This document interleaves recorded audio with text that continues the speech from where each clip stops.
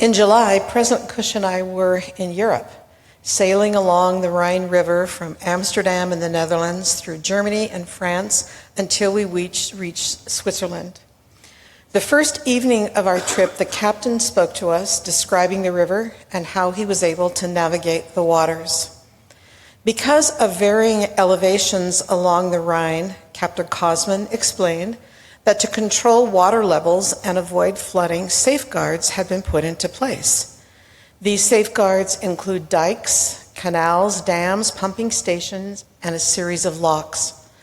A lock consists of a chamber with gates at each end that open or close, allowing the vessel to be lifted or lowered, matching the water level on the other side. As we sailed away from Strasbourg, France, an announcement was made that the ship would be traveling through one of these locks. We joined other passengers on the sun deck to watch this process. The captain left the pilot house from which he would normally navigate and stood at the ship's edge at a control booth about the size of a large white smoker.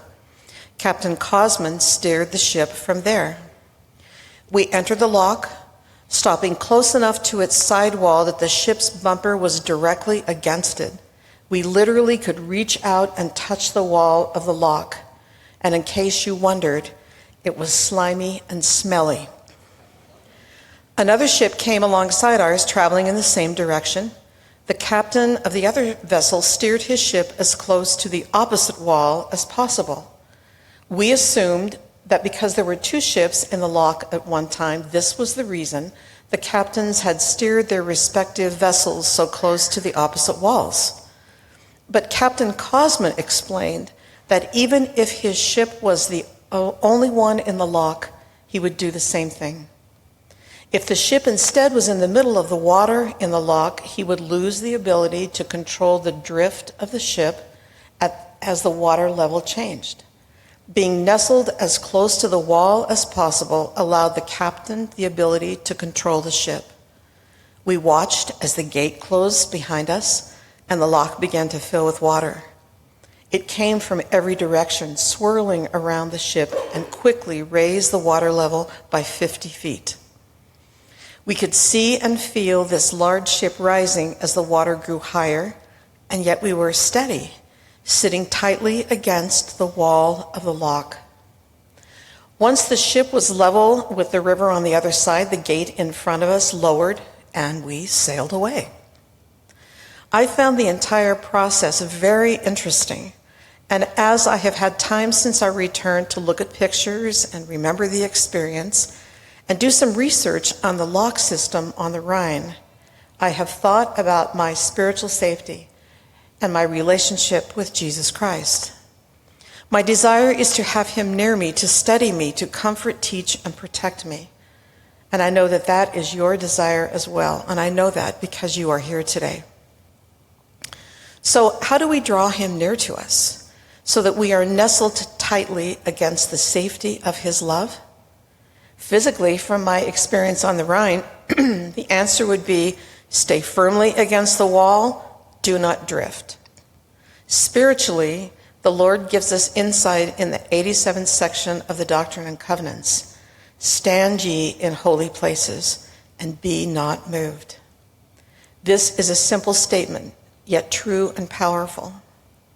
Locks along the Rhine River allow vessels to navigate changes in water levels, enabling continuous river traffic while avoiding dams and other obstacles. Staying firm with Jesus Christ will help you navigate the often turbulent waters of life while avoiding dangerous obstacles. He is the way to safety and peace.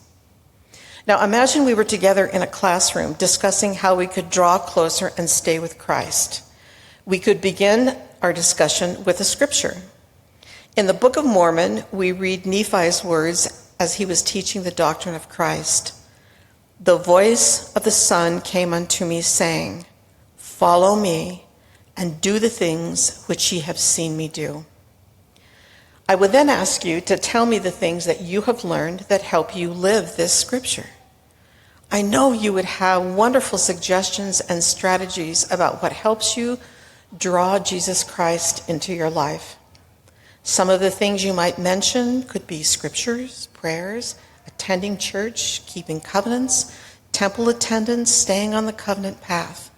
These are essential things that immediately come to mind that will help you stand with Jesus Christ, relying on his principles that allows his power to come into your life. This morning, I would like to share 4 things that you may not immediately think of as ways that can help you become more like the Savior. These are things that help me remember him. Number 1, check your spiritual hearing. The world is loud, filled with music, video games, TikTok, and YouTube videos. With these blaring in your ears, it is often hard to hear the Holy Ghost. His voice is subtle, quiet, still, and it is easy for you to miss this powerful way that can guide you to know what is true and what to do. You need periods of quiet so that you can hear and feel him. If you need spiritual hearing aids, try this. Take a moment or two after you pray to simply stop and listen. Set an alarm on your phone as a reminder to turn off the noise for a few minutes each day and just sit quietly. Check your spiritual hearing and make adjustments if needed. Number 2 is take out the trash. When I was, when I was your age, purchasing music was not nearly as easy as it is today. When I heard a song by an artist that I loved on the radio, I had to actually physically go to the record store and lay down money for an album that would have about 12 songs on it. In today's currency equivalent, that album would cost between $40 and $50, which was not insignificant, but was the only way to listen to music at home on demand. I had accumulated a large collection of albums by artists that I loved. The problem was that there was no way to isolate one track to listen to, and very often a few of the other songs included on the album were not uplifting in any way. I clearly remember a time when my great desire was to have more of the Spirit in my apartment and in my life, and I prayed about how to accomplish this. The answer I received was, get rid of the music that is driving the Holy Ghost away. I can see in my mind's eye myself standing next to the dumpster, tossing in album after album of music that I loved, with the understanding that I was ridding myself of sounds and lyrics that were offensive to the Lord. Even though it was costly, I felt immediate relief and gratitude. Is there trash in your life that you need to get rid of? Avoid anything that drives the Spirit away from you. Music, movies, video, games, language, dress. If there are things in your life that are keeping you away from Jesus Christ, take the trash out. Number 3 is protect your spiritual heart. The heart is where faith and conversion begin and are strengthened. Alma reminds us that as we plant the seed of faith in our heart, every seed bringeth forth unto its own likeness.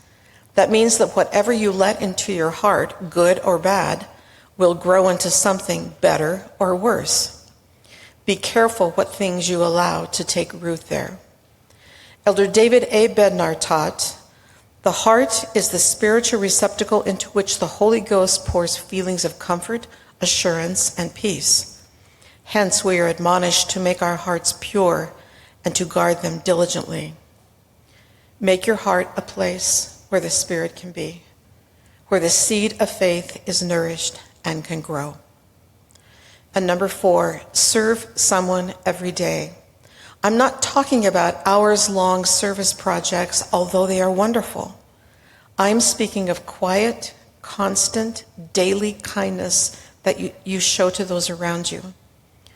Doing so makes you not only a nice person, but draws you closer to Christ. Daily service helps you live as the Savior lived. His ministry was one of constant, quiet acts of love. It doesn't cost anything to be nice. And you might just be surprised at the effect a kind word or gesture can have on the recipient.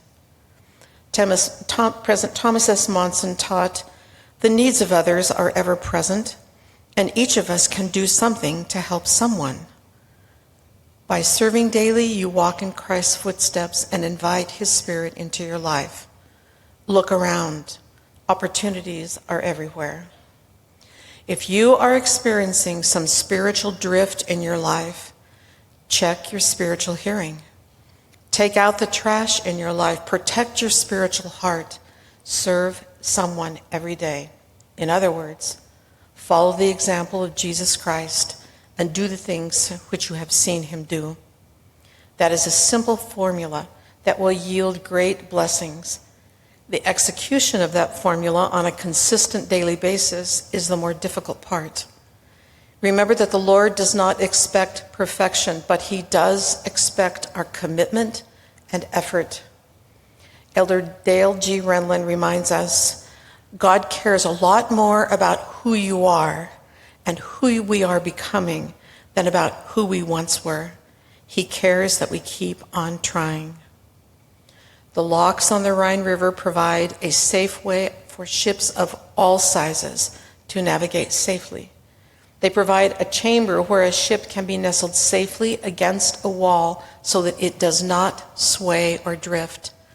Jesus Christ is our safe place. He is the way. When we cling to him, follow him, and believe him, we draw upon his power and are kept safe from spiritual sway or drift. I invite you to do one thing today that binds you to Jesus Christ more securely. Do one thing today that will help you better believe and follow him. Do one thing today that will allow Jesus Christ to come into your heart more fully. I testify to you from my own experience that Jesus Christ is my safety. By believing him, by following him, I have felt his love, his peace, and his power in my life. He is my Savior, and he is my friend. In the name of Jesus Christ, amen.